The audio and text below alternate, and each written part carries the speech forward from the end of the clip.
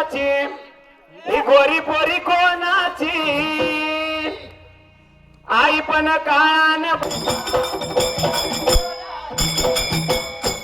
बाबा बाळू रडायला लागला. काय या बाबासारखी लोक होती, या मावशी आजी सारखी लोक होती. काय लागली होती बोलायला? ए पुरा हा कशा पाय रडतोय आज? आता काय करू? बाळू म्हणाला हे बघा आमची लोक पुढे गेली ते मी एकटाच राहिलोय. माणसं म्हणायचं जाऊ दे रे त्याला रस्ता द्या. बर तिथून जरा पुढे गेला की आणखीन हीच बाळू रडायचा. आमची लोक पुढे गेली, माझी आई पुढे गेली, मी एकटाच माग राहिले.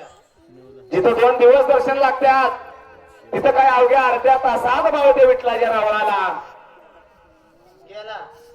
विठ्ठल देवाच्या रावळाला गेला असणाऱ्या विठ्ठल देवाला काय लागला होता बोलायला?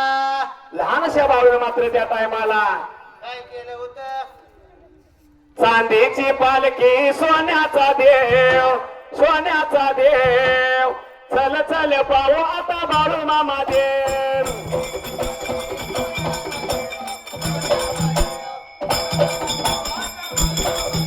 अरे एवढ्याच बघा आता वेळात बघा वेळात बाळू होता बोलत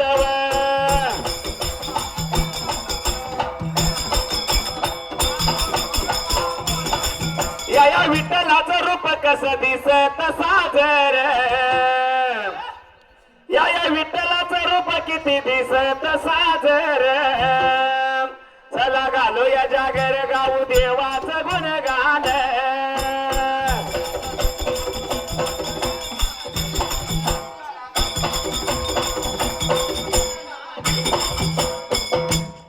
तेव्हा विठ्ठलाचं डोळं भरून रूप बघितलं आणि बाळूने विचार केला. म्हणाला हे मला परमेश्वरा खरं जर तू देव वाचलास तर तुझं रूप मला दावशील आणि मला दर्शन देशील. बरोबर आहे. देवा संग सुद्धा भांडायचा अधिकार पाहिजे, कारण तेवढी भक्ती आपली असली पाहिजे. देवा संग सुद्धा भांडता येत, बरोबर आहे. तशी भक्ती आपली पाहिजे. नाहीतर शुद्ध नाही तुझी भावना, देव कोठे आहे सांग ना. बाबा जर मला तुझं रूप नाही लावलंस पायात चप्पल काढीन